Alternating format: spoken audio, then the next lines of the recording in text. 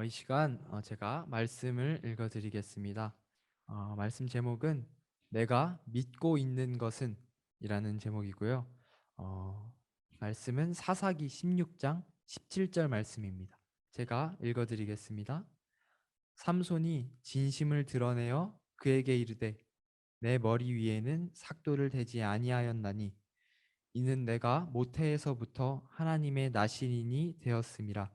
만일 내 머리가 밀리면 내 힘이 내게서 떠나고 나는 약해져서 다른 사람과 같으리라 하니라. 아멘. 이 시간 내가 믿고 있는 것은 이라는 제목으로 목사님 나오셔서 말씀 전해 주시겠습니다. 내가 믿고 있는 것은 이라는 주제를 가지고 전하려고 합니다.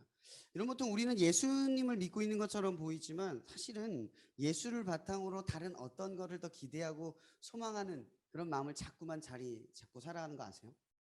우리가 믿는 구석이 있습니다. 항상 예수를 믿으면 예수를 믿은 그 어떤 믿은 구석이 나오는데, 우리 보통의 삶에서는 예수를 믿는 구석이 나오는 게 아니라 내가 믿는 다른 지점의 구석이 항상 나온다라는 거죠.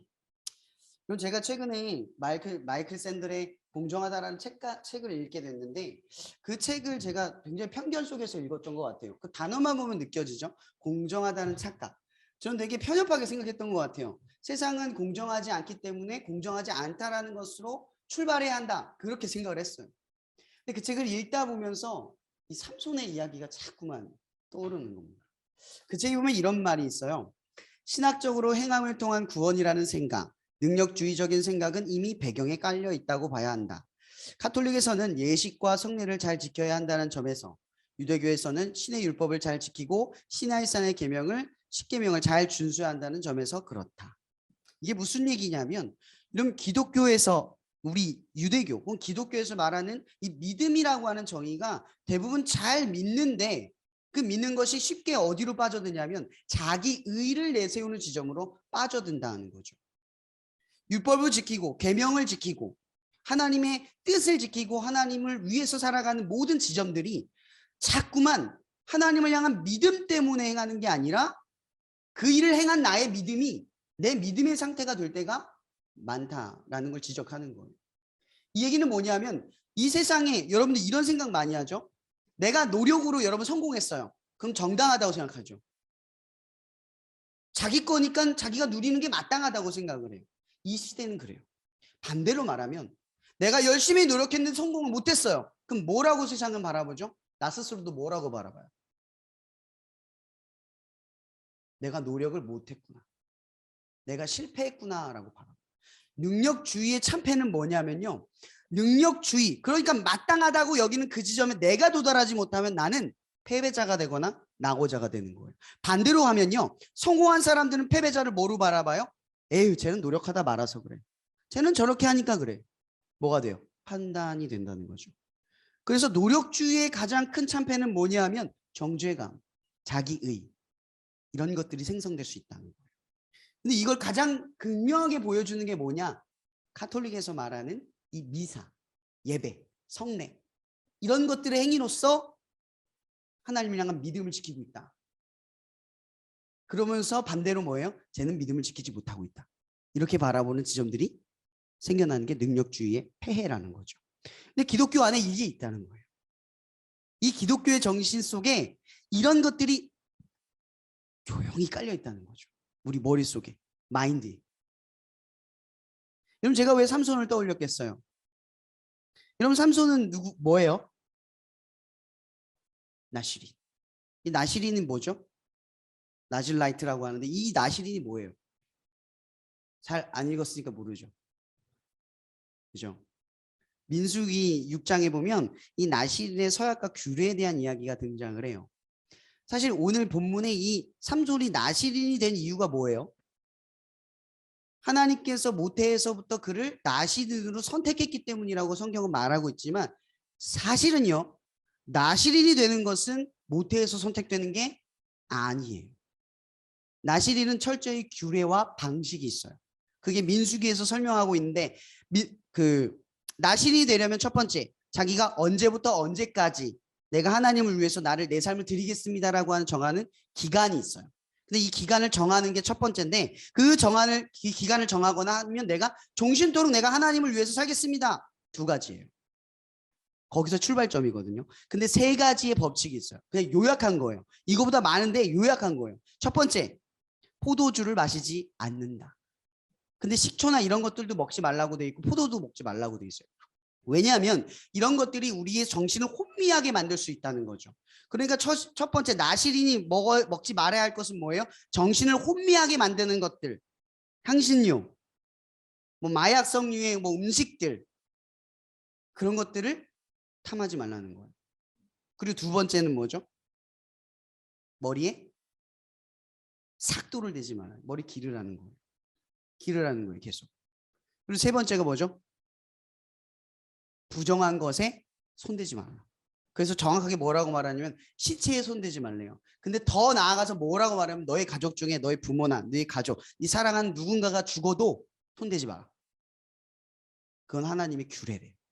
그러니까 그만큼 이 세 가지를 철저하게 지켜야 할 만큼 나시린이 된다라는 건 어떤 의미가 있어요? 태어나면서부터 자질적으로 자격이 부여된 게 아니라 지킬 때 나시린이 된다는 거죠. 그걸 지킬 때. 근데 그렇게 생각하세요? 나시린으로서 지킬 때 나시린이 된다고 생각하세요? 여러분들이 예수님을 믿는다, 내가 믿겠다 하는 그 순간부터 예수를 믿는 사람이 된다라고 생각하세요? 지점이 잘못됐죠. 내가 나시린으로서 이 규례를 지켰다, 지킨다 해서 나시린이 되는 게 아니죠. 이것을 지킴으로써 내가 이제 하나님과의 관계 속에서 살아간다가 나시린의 조건인 거예요.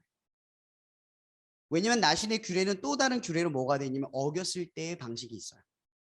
이게는 뭐냐면 어겼을 때 다시 이 나시린의 규례를 회복해서 지킬 수 있도록 만드는 여러 가지 법칙이 또 부가적으로 설명이 되어 있어요.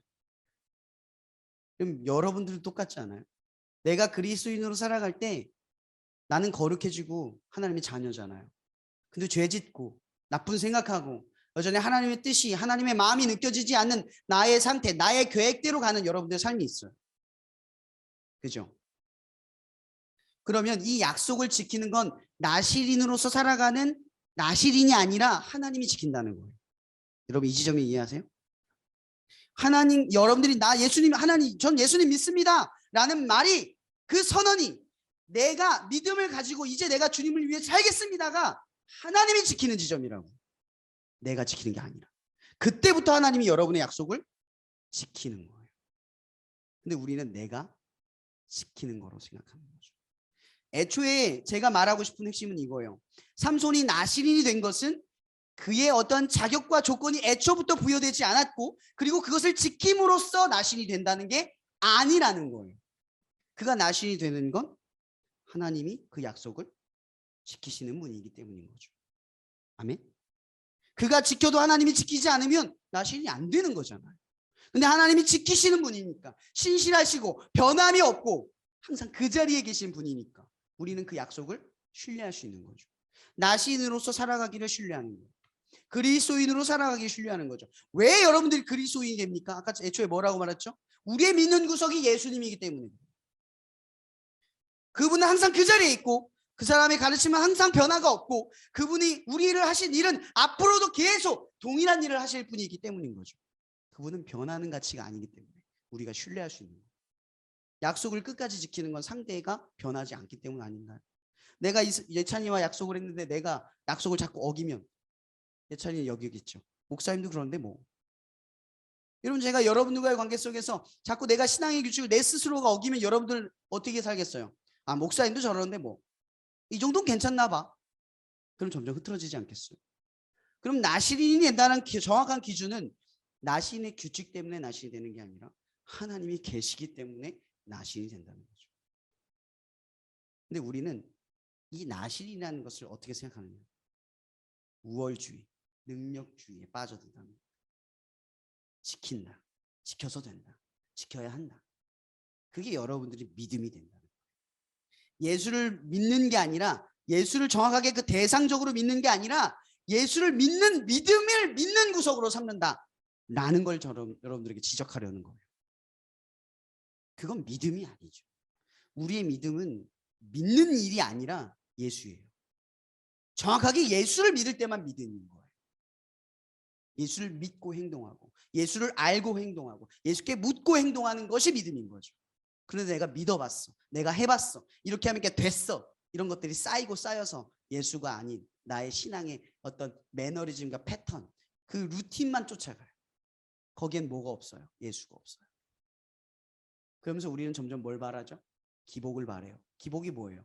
대가를 바란다는 거죠. 내가 이만큼 믿었으니까 왜 이런 일이 벌어지지? 불만과 원망을 표출해요. 왜? 믿음의 대가를 믿고 따라가게 되니까 점점 이런 식으로 가면. 능력과 우월주의의 패턴은 항상 이래요. 자기 의의 패턴은 항상 이래요. 뭐예요? 보상의 심리가 깔려가게 돼요. 왜냐하면 내가 희생하고 양보하고 배려한다고 생각하니까. 나도 모르게. 이게 기독교의 심리에 깔려 있다는 거죠. 여러분, 나시린의 의미는 사실은 정확하게 말하면 거룩함이라는 뜻이잖아요. 거룩한 삶. 이 거룩하다라는 말이 히브리어로 코데시라는 뜻이에요. 이 코데시라는 의미는 두 가지가 있어요. 구별되다, 분리되다. 이런 거룩함이라고 하는 건요, 사실은 어떠한 행동 때문에 어떤 무언가가 얼어지는 거룩함의 단어가 아니에요. 거룩함은 철저하게 분리된 삶, 하나님을 믿는 삶, 하나님의 자녀의 모습, 하나님의 백성된 태도, 이게 거룩함이라는 거죠. 근데 우리 거룩함은 자꾸 부여된 거라고 생각해요. 소유하는 거라고 생각해요. 여러분들이 거룩함을 가지셨습니까? 거룩함은 예수 그리스도 그 자체입니다. 예수를 소유한 사람만 거룩해지는 거예요. 믿음을 갖는다는 그 믿음이 우리를 거룩하게 하는 게 아니라는 거예요. 이 얘기는 삼손이 나실인으로 모태로부터 지정을 받았다 하여도 그의 거룩함은 그의 지킴으로써 혹은 그의 모태로부터 지정된 것으로서 나오는 게 아니라 하나님이 그 나실인 삼손의 약속을 삼손이 어겨도 지키는 분이기 때문에 나실이라는 거예요. 우리는 이 지정을 기억해야 한다는 거죠. 여러분, 우리는 기억해야 돼요. 삼손은 왜 나실인으로서 살아가지 못했을까? 왜 나실이 되지 못했을까? 첫 번째 질문이에요. 오늘 말씀 보기 전에 로마서 2장 28절 29절에 보면 이런 말이 있죠. 표면적 유대인과 이면적 유대인의 이야기를 해요. 그리고 표면적 할례와 이면적 할례에 대해서 이야기를 해요. 표면적인 뭐죠? 드러나 있는 것. 이면적인 건 뭐죠? 드러나지 않는 지점. 여러분들 신앙생활 할 때 가장 신경 쓰는 게 뭐예요? 저도 뭐 이렇게 뭐 아침부터 머리 세팅하고 옷 갈아입고 뭐 입고 올까 고민을 했지만 여러분, 이 표면적인 것보다 중요한 게 뭐예요? 이면적인 거죠. 여러분, 예배 왜 왔어요? 여러분, 예배는 종교인들도 드리고요. 다른 종파들도 열심히 해요. 이단들도 열심히 하죠, 예배는. 근데 여러분들은 예배 말고 무엇으로 구별돼서 예배에 합당해질까요? 예배에 합당해지는 건요, 여러분들이 예배자이기 때문에 그래요. 예배자들은 하나님과의 관계 속에서 이 예배를 드리려고 해요. 예배를 판단하지 않죠. 그것이 하나님을 만나는 장소라고 생각을 하는 거예요. 한 번 더 드려지기 때문에 내가 오늘 못 드리면 내일 드릴 수 있다가 아니라 내가 한 번 더 예배를 드린다면 그 예배에 집중하겠다. 한 번만 더 내 삶에 예배가 생기면 그 예배에 최선을 다하겠다가 예배자의 태도죠. 여러분, 예배가 많아진다고 기회가 많아졌나요? 3번, 4번 드리면 그 3번, 4번이 한 번 더 드릴 만큼 갈급해졌나요? 그 예배를 다 드리고 싶을 만큼 하나님을 갈망하고 계시냐는 거죠. 여러분, 예배자의 분명한 태도는 하나님을 분명하게 바라보고 그 예배를 통해 하나님을 만나려 한다라는 거예요. 여러분, 삼손은 표면적 나실인으로 그쳤어요. 왜일까요? 그가 이면적 나실이 되지 못했기 때문에 사실 나실이 못된 거예요. 보세요. 사사기 14장 9절에 보면 이런 말이 있어요. 손으로 국구를 걸어가며 먹고 그 부모에게 이르러 그들에게 그것을 들여서 먹게 하였으니 그 꿀은 사자의 몸에서 떠왔다고 알리지 아니하였더라. 이런 이 장면 뭔지 아세요? 삼손이 이방 여인을 좋아하다가 그 여인의 마음을 얻기 위해서 결혼하기 위해서 부모님한테 그 결혼 승낙을 받으려고 가는 길에 사람이잖아요. 힘이 아무리 좋아도 사막 한 길을 걸으면 목이 타야 안 타요? 기진하여 안 기진해요? 기진하잖아요. 가다가 뭘 발견했냐면 시체를 발견했어요. 무슨 시체? 사자의 시체. 근데 그 사자 시체 안에 뭐가 있어요? 꿀이 있는 거예요. 근데 이 꿀을 삼손이 딱 보고 어우 대박, 아무 생각 없이 떠먹는 거예요. 근데 그 꿀을 들고서 누구한테 줘요? 부모님한테 줘요. 근데 부모님한테 주는데 뭘 감췄다고 되어 있어요, 성경에? 기억나요? 사자의 몸에서 가져오지 않았대요. 이게 뭘 의미하냐면, 여러분 나시린의 세 번째 조건이 아까 뭐였죠? 부정한 것에 손대지 마라. 아무도 못 봤어요. 아무도 몰랐어요. 삼손은 감추기만 하면 이 일은 드러나지 않아요. 보세요. 나시린의 조건 중에 세 번째는 사실은 이면적 할례예요. 표면적 할례가 아니에요. 여러분들이 하나님 앞에 죄 짓는 거 있죠? 제가 아까 위에서 이 말씀 묵상하다 또 생각이 난 게 있었어요. 그럼 여러분들이 죄를 지으면 보통 죄에 대한 반성을 먼저 떠올리는 게 아니라 그 죄를 짓고 나서 그것 때문에 어떤 사람이 힘들어할 걸 생각하지 않아요. 죄는 그래서 굉장히 관계적이에요. 죄의 문제에 집중하는 게 아니라 죄로 인해서 어떤 사람에게 어떤 문제를 야기시켰을 때 나는 그 관계적 미안함을 가져요. 그렇죠? 맞죠? 그러면 이 삼손이 나실인이었다면, 이면적 유대인이었다면, 이면적 할례를 받은 사람이었다면 이 부정한 것에 손을 댔을 때 가장 먼저 떠올라야 할 것은 배고픔을 해결하는 문제가 아니라 하나님 앞에 죄송스러움이었다는 거죠. 미안함. 내가 왜 그랬을까? 여러분들 죄를 지을 때요, 어쩔 수 없다, 늘 그렇다, 여러분 이건 다 남용 이해할 수 있어요. 그런데요, 미안함이 사라지면 죄에 대한 거스름이 안 느껴져요. 죄 짓는데 무섭지가 않아져요. 하나님을 향한 미안함과 죄송스러움, 그게 사라져버리면 더 이상 우리는 하나님에게 걸끄러움 없이 죄 짓기 쉬워져요. 아닌가요? 얘는 나시린이었어요, 삼손. 근데 이걸 관가한 거예요. 그는 이면적 규례보다 표면적 규례를 귀중하게 여겼다는 거죠. 오늘 말씀 한번 볼래요? 오늘 본문 말씀. 네. 보세요. 삼손이 진심을 드러냈대요. 진심. 진짜 그렇게 생각했다는 거예요. 뭐라고 말하냐면, 내가 모태에서부터 하나님의 나실이 되었습니다. 만일 내 머리가 밀리면 내 힘이 내게서 떠나고 약해져서 다른 사람과 같을 것이다. 이 말의 의미가 뭔지 아세요? 그의 신앙적 고백이에요. 여러분 그 삼손이 뭘 지킨 건 줄 아세요? 목숨 걸고 지킨 거 딱 하나예요. 뭐예요? 두 번째 규례. 삭도를 대지 않는 거. 이 삭도를 대지 않는 게 뭐예요? 삭도를 대지 않는 게 뭐예요? 표면적 규례라는 거죠. 다른 사람들의 보기에 나는 나시인으로서 살아간다를 보여주는 지점만 삼손은 지킨 거예요. 근데 뭘 안 지킨 거죠? 보여지지 않는 면은 깡그리 무시했어요. 이 얘기는 뭐냐면, 하나님과의 신앙적, 종교적 행동은 거룩하게 행동을 했지만 하나님의 관계 속에서 살아간 게 아니라 하나님 밖에서 하나님과 관계없는 예배자처럼 살아가고 있었던 거죠. 이 얼마나 끔찍한 얘기인 줄 아세요? 여러분 우리 한번 생각해 보세요. 3상 16장 7절에 분명히 우리 이 말씀 기억해요. 하나님은 외모를 보는 게 아니라 중심을 본다고 했죠. 여러분 중심은 마음을 말하는 게 아니에요. 그 중심, 그러니까 여러분들의 마음의 중심에 뭐가 있느냐, 그걸 본다는 거죠. 하나님의 자리가 있느냐, 그걸 판단하신다는 거예요. 언제든지 그 자리를 내어줄 그 지점을 따로 떼어놨느냐, 구별되어 냈느냐, 그걸 말하는 거예요. 삼손은 그게 없는 거예요. 하나님을 위해 떼어놓은 지점이 없어요. 자기로 가득 차 있어요. 사실은 하나님께서 힘을 주신 이 머리를 자르지 않아서라고 말하지만 앞에 뭐라고요? 내가 하나님의 뭐예요? 사람으로, 모태로부터 하나님의 사람으로, 그래서 이 힘은 내 거예요. 삼손의 지금 머릿속에는요, 이 힘은 내 거인 거예요. 하나님이 걷어가실 게 아니라 내게 준 거예요. 왜? 내가 나시린으로서 살아갔으니까. 난 나시린으로서 태어났으니까. 난 거룩하고 구별됐으니까. 사람들이 나를 그렇게 생각하고 있으니까. 근데 우리도 그렇게 생각하지 않아요? 예수 믿는다고, 교회 다닌다고, 예배 드린다고, 기도하고 있다고, 그것만으로 우리는 우리 스스로 나는 잘하고 있다, 하나님 안에 있다, 이렇게 생각합니다.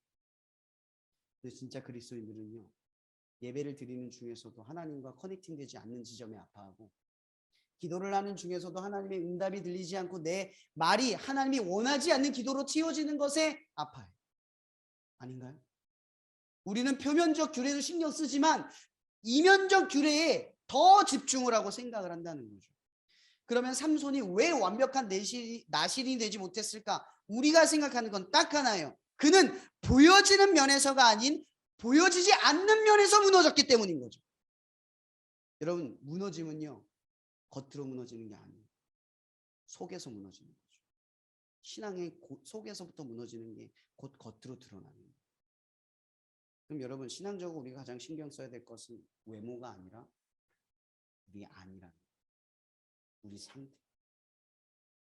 그리고 사람들이 알아채는, 지적받는 그 지점이 아니라 내 마음에 거짓된 동기, 거짓된 생각, 불순한 동기, 의문스러운 생각과 마음, 거기에 있다는 거죠.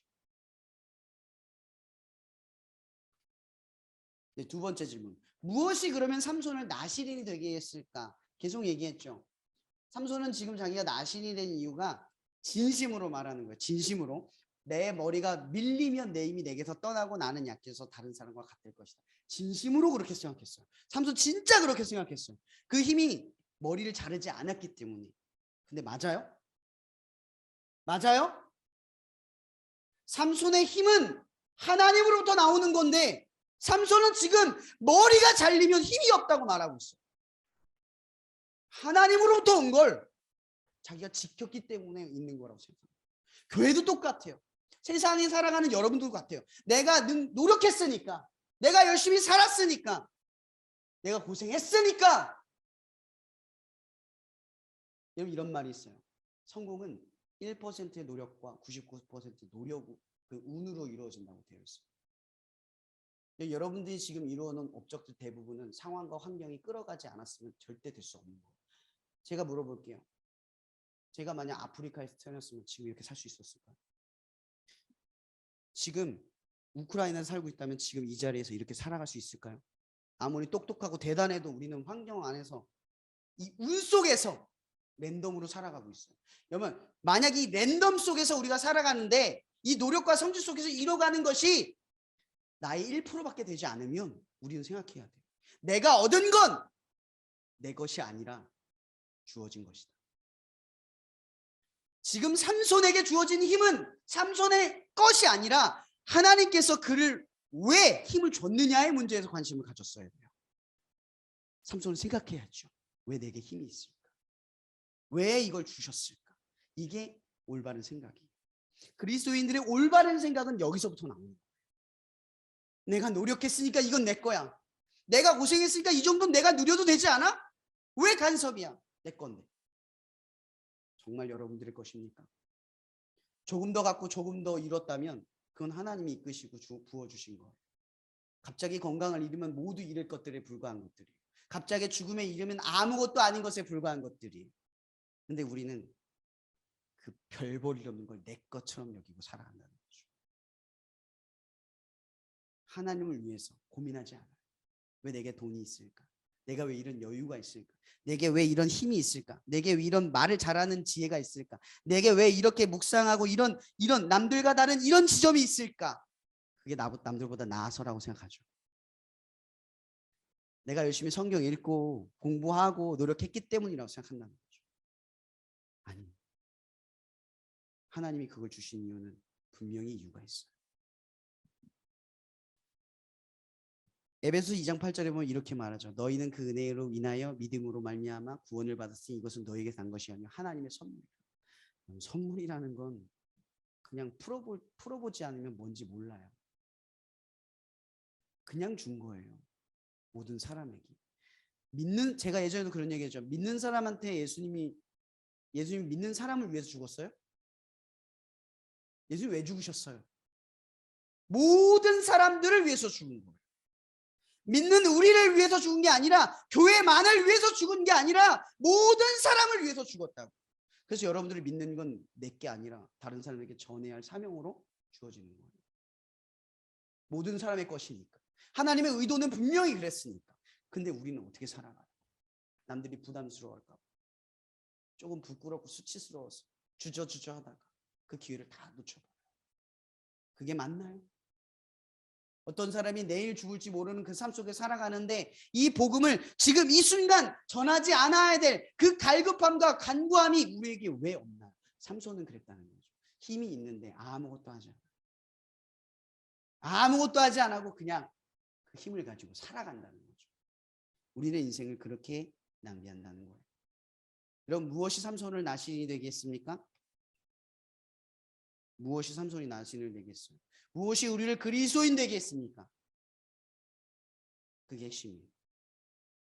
삼손은 다 내 것이라고 생각했어요. 머리를 자르지 않았기 때문에 나는 나실이냐라고 생각했다는 거죠. 여러분들은 스스로를 왜 그리스도인이라고 생각합니까? 오늘 예배 자리에 있기 때문에 그리스도인이라고 생각합니까? 내가 성경을 조금 알고 신앙적 연력이 좀 있고 좀 배워서 그것이 여러분들의 믿을 구석이 된 건 아닙니까? 삼손처럼. 그리고 세 번째 질문. 나신이 된다는 것은 어떤 의미입니까?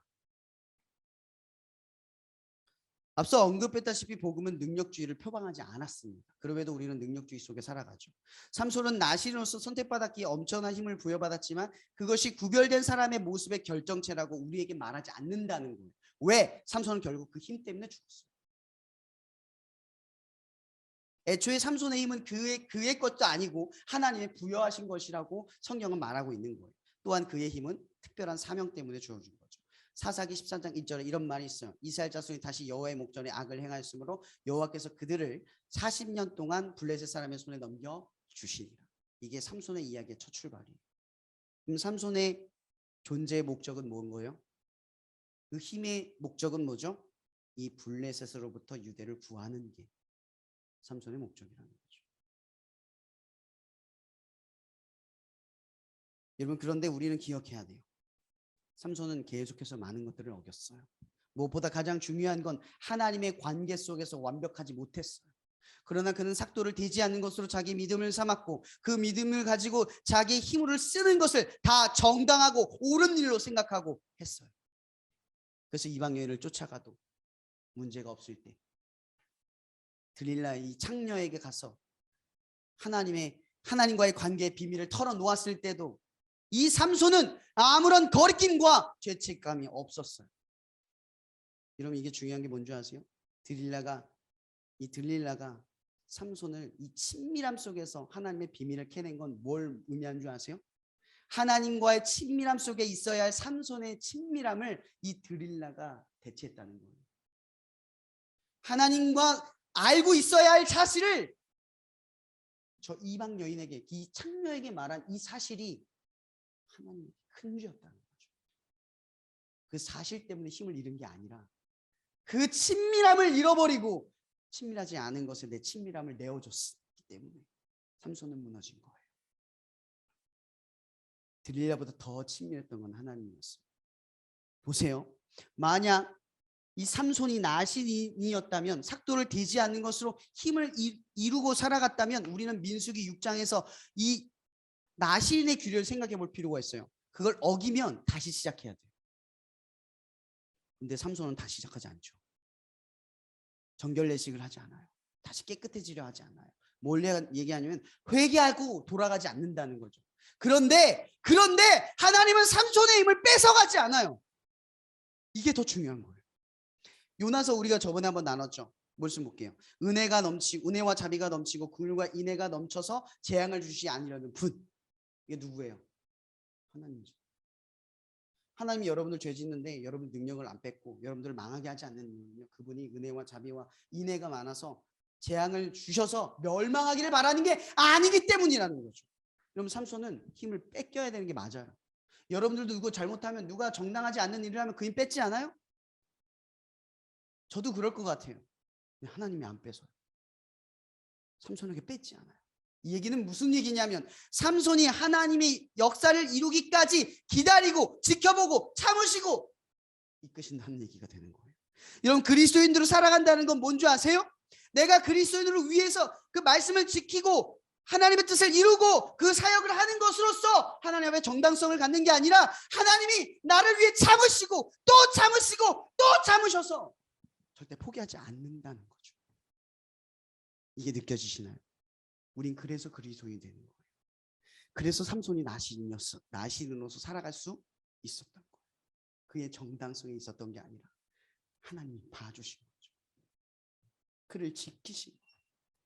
말씀 보면 사사기 13장 25절 끝절에 이런 말이 있어요. 소라와 에스다올 사이 마하네단에서 여호와의 영이 그를 움직이기 시작하였더라.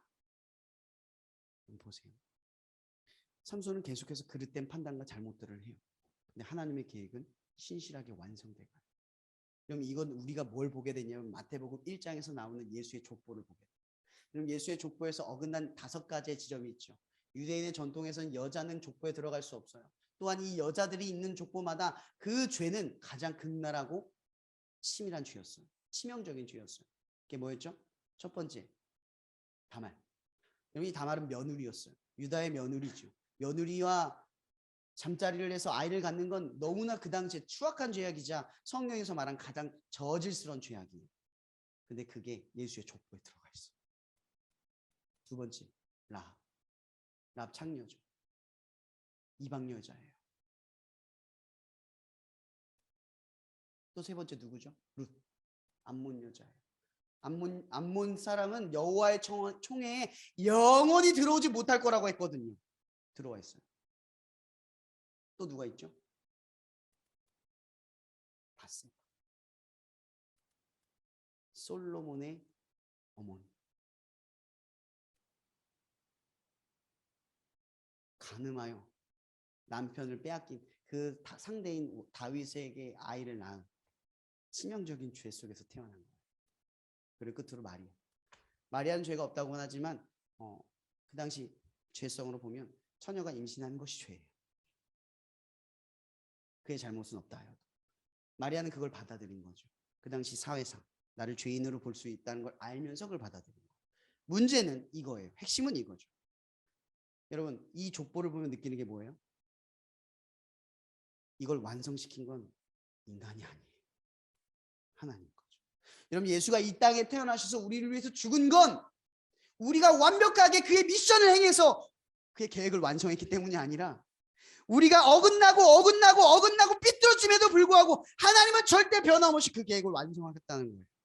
왜 우리가 하나님 믿을 수 있는 줄 아시겠죠? 우리는 틀려도 하나님은 옳아요. 우리는 불완전하지만 하나님은 그 불완전한 존재들을 통하여 가장 완전한 계획을 실행하실 수 있는 분이라는 거죠.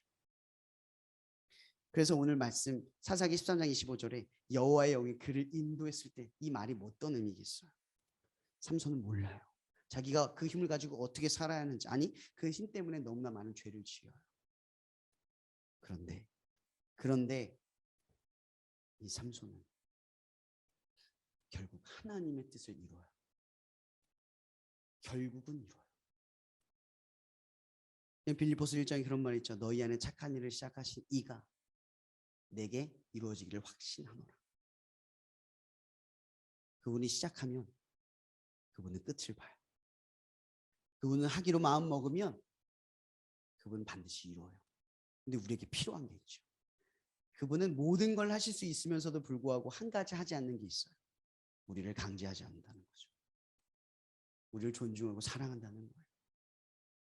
그래서 하나님은 우리의 존중을 통해서 하나님 믿기를 바라세요. 근데 우리는 안 믿는 거죠. 하나님이 하는 어떤 지점을 자꾸 믿어요.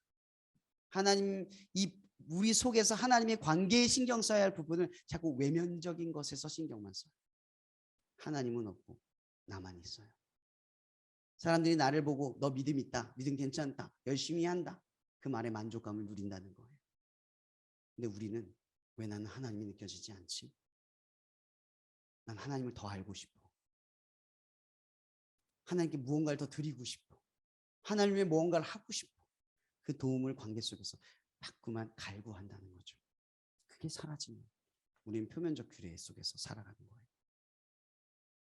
그러나 우리가 기억할 것은 이 구별된다, 나시르노 구별된다라는 것의 의미는, 그리스도인으로 구별된다라는 의미는 하나님이 여러분들과 하신 약속을 완성하실 거라는 거죠. 이게 나시린의 축복이에요. 우리는 불완전하고 망가뜨릴 거예요. 근데 하나님은요, 우리가 지키지 못한 약속을 우리에게 약속을 지키실 거예요. 그래서 우리에게 필요한 건 뭐죠? 믿음이에요. 누굴 믿는 거죠? 예수만 믿는 거예요. 예수만 믿는 거예요. 내가 나시린이 된 건 아무 상관이 없어요. 내가 그리스도인이 된 건 아무 상관이 없어요. 여러분들이 믿는 건 예수예요. 조금 틀리고 무너져도요, 예수 믿으면 돼요. 해변처럼 느껴져도요, 그냥 예수 믿으면 돼요. 안 돼도요, 예수만 믿으면 돼요. 왜? 나는 망가져도 하나님은 완성하실 거니까. 지금 당장 망한 거는 망한 게 아니라 하나님이 계획 중에 계신 거예요. 그래서 우리에게 뭐가 필요하죠? 믿음. 믿음이 필요하다는 거죠. 그럼 나시르노 살아간다는 건 단지 탁월함과 실력만으로 나가는 것이 아닙니다. 우리는 이러한 기복신앙을 쫓아 능력주의에 심취해서는 안 돼요. 근데 보세요. 여러분들 보통 하나님 앞에 기도할 때 뭐라고 말하죠? 하나님, 이 일을 위해서 재정을 채워주세요. 능력을 주세요. 지혜를 주세요라고만 말해요. 근데 우리에게 정작 필요한 건 능력과 힘이 아니라고 오늘 이 삼손의 이야기에서 말하는 거예요. 힘이 필요한 게 아니라 뭐가 필요해요? 믿음이 필요해요. 근데 우리는 자꾸 힘을 바래요. 하나님의 능력만 바래요. 도움만 달래요. 체험만 달래요. 근데 믿음은 없어요. 하나님을 못 믿으니까 능력 달라는 거 아니에요? 하나님이 안 믿겨지니까 재정부터 채워주자는 거잖아요. 하나님이 안 믿어지니까 상황부터 뚫어달라는 거잖아요. 믿음을 가지면 상황을 뚫어야죠. 믿음을 가지면 재정 없이도 시작해야죠. 근데 우리는 자꾸 어떻게 살아가요? 믿음으로 살아가는 게 아니라 힘을 구하며 살아간다는 거죠. 여러분 조금 다른가요? 여러분 많은 그리스도인들은 삼손과 같이 힘을 바랍니다. 그러나 세상을 바꾼 힘은 십자가에서 죽으신 예수 그리스도예요. 결국 삼손이 어떻게 죽었습니까? 두 돌기둥에 묶어 자기를 희생하여 하나님의 역사를 완성했습니다. 그럼 삼손의 이야기는 누구를 예표하신지 알겠어요? 세상 바꾸는 힘은 힘이 아니라 죽음이라는 거죠. 그게 삼손의 이야기예요. 그럼 사사기의 마지막 21장 25절에 맨 마지막 구절 기억하시죠? 그때 이스라엘에 왕이 없었으므로 각자의 오른손견대로 행하였더라. 여러분 사무엘상부터 이어지는 다윗의 이야기의 특징은 뭔지 아세요? 다윗과 한나 그리고 사무엘의 특징. 그는 말합니다. 만군의 여호와여. 모두가 하나님을 그냥 하나님으로 치부할 때 누군가는 말합니다. 오직 하나님뿐입니다. 오직 당신입니다. 여러분들은 이 세상을 살아갈 때 오직 예수 그리스도뿐입니다. 라고 말할 용기가 필요합니다. 어떤 일을 할 때에도 나는 예수 그리스도가 필요합니다. 라는 용기가 필요합니다. 이 시대는 너무나 많은 이 포스트 모더니즘적인 다양함 속에서 무엇이 진리인지 무엇이 옳은 길인지 신앙조차도 이게 옳은지 저게 맞는지도 구분하기 어려운 이 세상 속에서 우리가 분명하게 할 수 있는 일은 딱 하나입니다. 예수 그리스도뿐입니다. 나를 구원할 분은 예수 그리스도뿐입니다. 당신이 아니면 나는 길이 없습니다. 이게 우리가 가질 유일한 진리라는 거죠. 그럼 진리라는 건요 굉장히 쉽습니다. 복잡한 걸 다 떼놓고 단순한 하나를 붙들면 뭐가 명확하게 남는지 보입니다. 그게 진리입니다. 여러분 진리를 붙들고 따라가길 바랍니다. 마태복음 16장 24절에 예수님 말합니다. 누군지 나를 따라오려거든 자기를 부인하고 자기 십자가를 지고 나를 따를 것이라. 가장 중요한 것은 죽는 것입니다. 삼손은 결국 죽어서 하나님의 뜻을 이뤘고 하나님의 영광을 드러냈습니다. 그리스도인들이 하나님께 영광을 드러내고 보일 수 있는 방법이 뭡니까? 나를 죽이고 나를 낮추고 나를 제한하고 인내하고 절제하는 것에서 하나님의 영광이 드러난다라는 겁니다. 여러분 기억하십시오. 나시로 살아가는 건 하나님의 방식대로 살아가기를 결단하는 겁니다. 하나님의 방식대로 살아간다라는 건 종교적인 게 아니라 하나님의 관계 속에서 변하지 않는 신실한 사랑을 의지하며 내가 그리스도인을 포기하지 않고 매일매일을 동일한 길로 도전적인 길로 걸어가기를 결단한다라는 겁니다.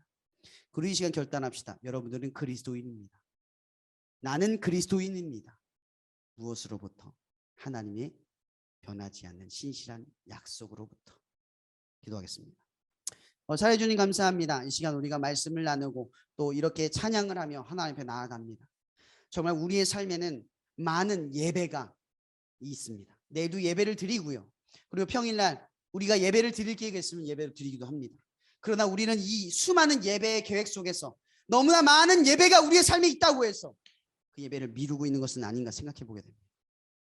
코로나 때는 한 번이라도 모이기를 바랬던 그 간절함이 있었는데 지금은 이 예배를 평가하고 저 예배를 평가하느라 우리는 하나님을 바라보는 예배자가 아니라 그냥 예배를 드리는 사람으로 멈춰 서버렸던 우리들의 현실을 바라보게 됩니다.